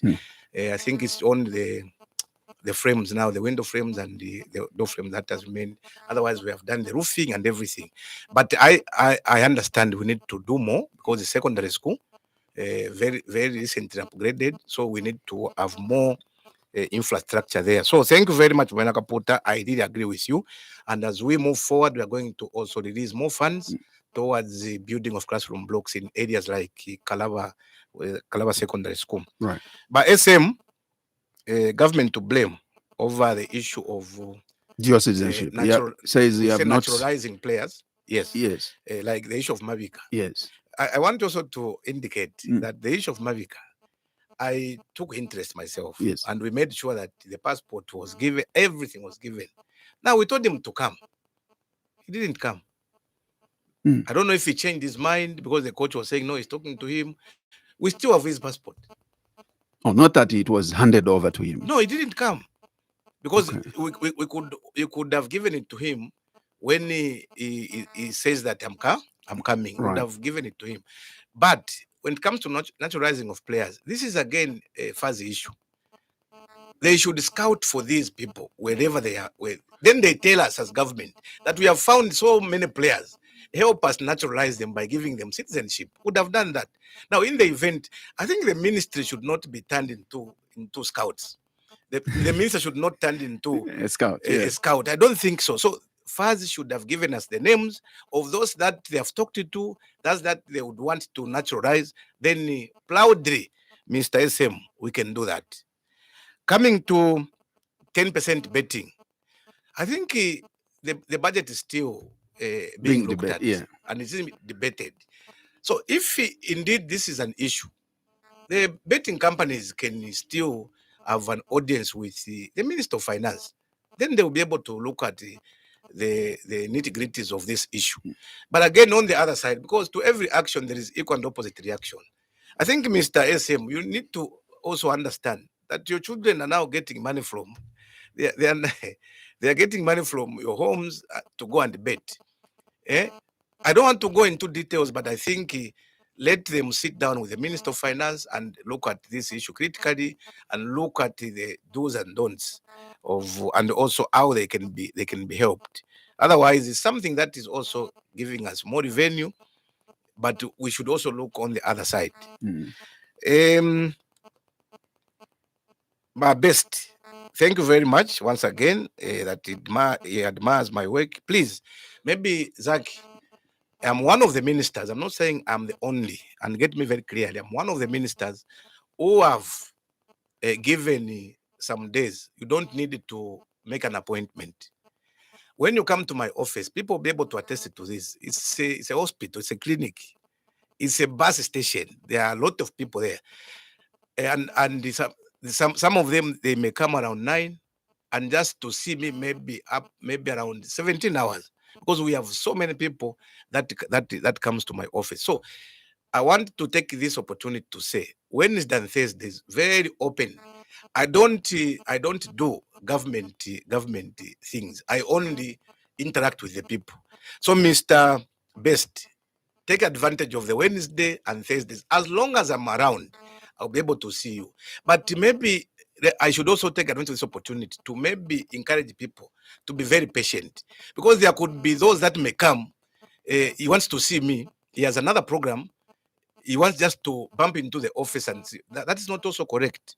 Otherwise, you wait. The secretary will be able to advise that this one came first, this one followed, and you also followed. So please, for those that would want to come to my office, it's Wednesday and Thursday are very open.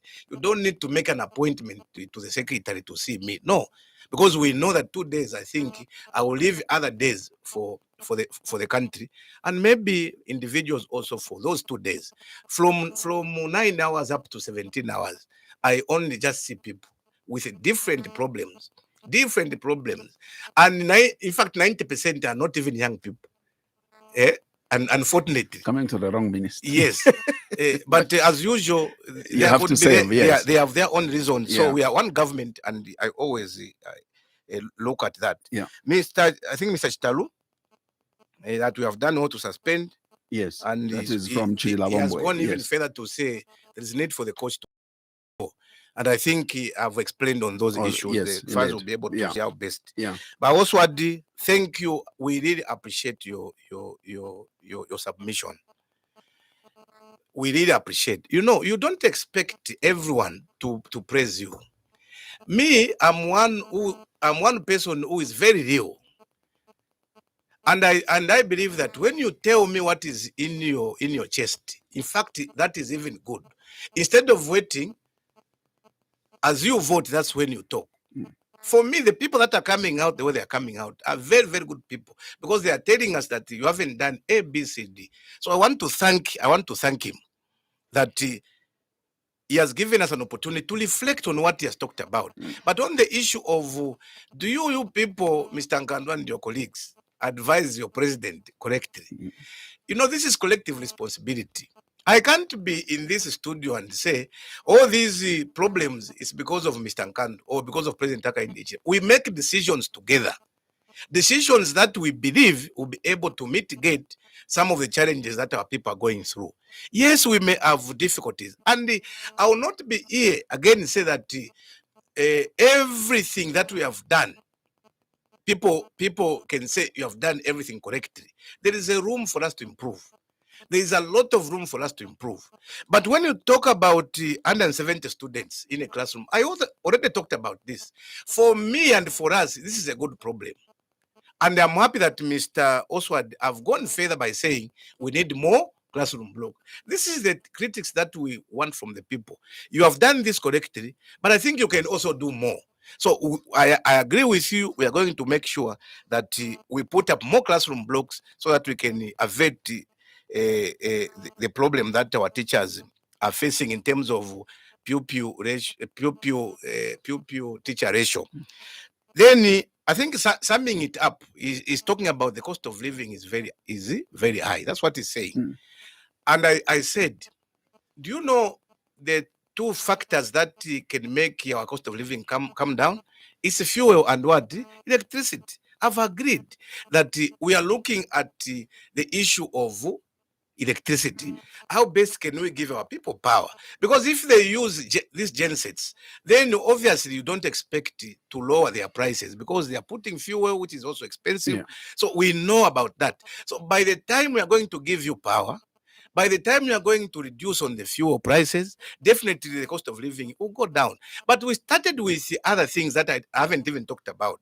We inherited a broken economy, and we should be candid. We should be honest to each other. We had inherited a mountain of debts.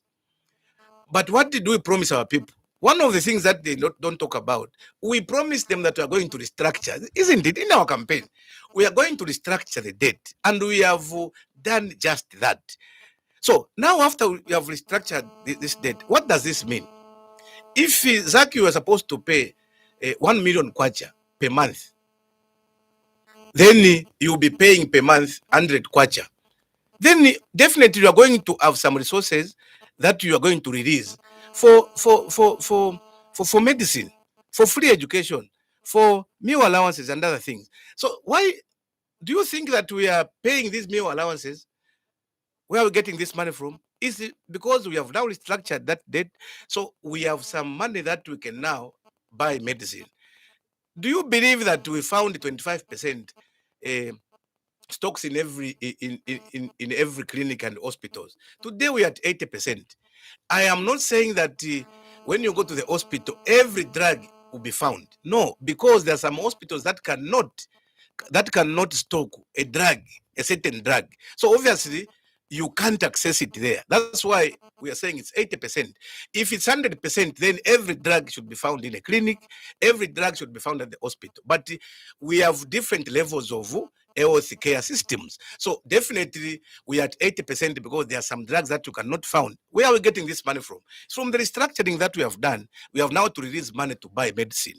I'm not saying that we have done everything correctly. As we are reducing on the inflation, as we are also growing the economy, as we are also putting these measures in place to make sure that the standard of living of our people is really something that we can write home about. Some of the issues that were also at Moemia, I can't go to the president and lie to him that everything is okay. No. But one thing you need to understand, if you also do think that this government can be praised by the 100% of our people, then you're not living on Earth or in Zambia. We do expect, as long as a certain percentage, even a 30% cannot agree with us. Even when they see that this paper is white, our colleagues will be able to say, this is not white, it is black. So obviously we do expect people to not praise us. I always give this example. Have you ever seen Satan praise God? It cannot happen. And I don't expect the opposition in Zambia to praise this government. So those 30% or 10% or 20% that are coming from the opposition, they will criticize us. Even for the things that we have done correctly, they will criticize, because all they want is office. It's greediness and selfishness. But I believe that it is important to give credit where it is due. But I have taken note of your submission, Mr. Oswald, that there is a lot that we should work on. The issue of minimum. The issue of minimum. This issue can only be resolved by Oswald when we grow more food. When we grow more food, I think at one point we were at 450 per bag. We came to 400, 3 something. Today we are at 250. Why? It's because of some of the interventions that we have put in place. Can you also give us credit? Because we are just coming from a waste drought. From a waste drought to a bumper harvest. It means that there's something correctly we have done. Just continue encouraging us. We are not saints. President Hakainde Hichilema will never be a saint. There could be something that he may not do correctly. It's up to the people of Zambia to come out. The more reason why we come to you, so that we get feedback of how we are managing your issues. And I'm happy that today I was invited to come and talk to you so that we can maybe learn 1 or 2 things from each other. And I've learned a lot from those that have called, and I believe that you also have learned a lot from what I've just said. Rome was not built in a day. This is just 4 years. I believe, and I want to encourage you, giving this government more time, Zambia will never be the same. I will not say it will be heaven on earth, because heaven is just heaven, and earth will remain earth. But I believe that Zambia will never be the same when you give us an opportunity. So I want to repeat, President Hakainde Hichilema would never say, because he has a political party, cannot say to penikuba opposition ama MPs, who only say, give us the people that we're going to work with, so that to parliament straight, shoot down just because you're coming from a different political party. Some of them is out of jealousy that if we agree with them on this one, then we'll be very relevant. So what's the point of having a political party which is agreeing with you? It's better you disband and join those that are doing things correctly. But in Zambia, it's a democracy. People will be able to come up with their own political parties and also criticize us, sometimes wrongly, sometimes correctly. Be mindful that when you're criticizing us, there's something that we are taking also. We are grasping something from your criticism. That's why we always appreciate constructive criticism, because it helps us to even work very hard so that we mitigate some of the challenges our people are going through. Honourable Minister, I'm aware that you have a meeting in 10 minutes' time, which you need to go and attend to. Quickly, let me just give you one message, which obviously is a kudos, and on the other hand is not a kudos. But it says, Mr. Nkandu, you have spoken well, and it is my prayer that you are returned in 2026. You should actually change. You should not run your ministry the way you mismanaged Chisokone Market in Kitwe. You were a dictator. This is from Musonda. Indeed. And no, we respect people's opinions. Of course. But Honourable Minister, I would like to thank you so much for sparing time to come and have a conversation with us. Like we said, this is the first time we're hosting you here. I'll be coming. You should, because obviously I'll be coming. But I think yes. But Belinda, oh yes, she talked about retirement. University. I'm happy that on the issue of the retirement package, yes. There's no problem. The problem is gratuity. Yes. I think I also indicated, even in the police, I think we have issues of repatriations, issues of gratuity, especially those that are retained on contracts, the issues of gratuity. Like I believe that she's talking about gratuity, so obviously she was on contract. This is something I remember. One time I was at the Ministry of Education when I acted. I think I sorted out some of these issues, but I think it's something that we to work together as a government so that we can sort out this graduate issue. Thank you for my friend who know, I'm sure he knows me, because for him to say you are a dictator in Sokone Market definitely was there. I appreciate your submission and also respect your opinion.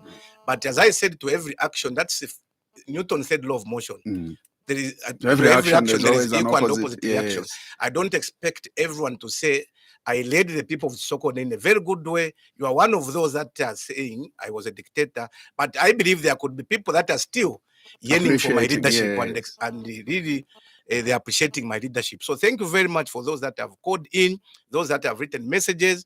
We really appreciate your feedback, and I believe that the issues that you've raised, definitely we are going to, maybe as I appear next time, we'll be able to say some of the issues that you raised have been taken care of. The statement that the president alluded to, saying the president is going to win, but most MPs will lose their 2026 elections. Does that affect you? Do you think bad about that? Are you worried?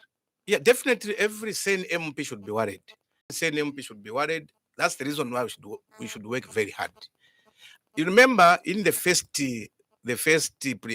preamble I said, every member of parliament has delivered, according to my assessment. Given the enhanced CDF. Right. What has just remained now is how you interact with your people, the relationship that you've cultivated with your constituents. That will determine. So I want to appeal to members of parliament. It's not too late. And first, thank you for those that, again, for that person who said he would want me to come back. I want to assure you I'm working very hard to come back, But I also want to say that for those MPs who people have viewed that they may not come back, we still have time. Please make sure that you change your habits. Make sure that you change the strategy. you change the strategy. Go and talk to these people. People of Zambia are not so difficult. If you just tell them the truth, if you just interact with them nicely, person, whenever you are Mulea Cloud now in your window, you can't greet anybody. No, I think we should change the strategy. And you know, people are telling us, please, the statement here is change. That you also win an election together with the president. So we have gotten their feedback. We are going to change the approach when it comes to interacting with our people, and definitely want to see a lot of members, because of the experience. I think I would want a lot of members to come back with me, because I want to assure you, Zach, I'll make sure that I come back so that we continue these interactions. Because it is known that you are very good at campaigning. Thank you very much, Minister. Thank you very much, and thank you very much, listeners. Indeed, all the best, Minister. Thank and you. Well, to you, all our listeners, we thank you for having followed our conversation, and more sincerely to our partner radio stations for carrying this program live. We'll certainly be back, God willing, next week with both our Tuesday and Thursday editions of The Burning Issue. From all of us here, is take care of yourselves and more so of each other. Bye-bye.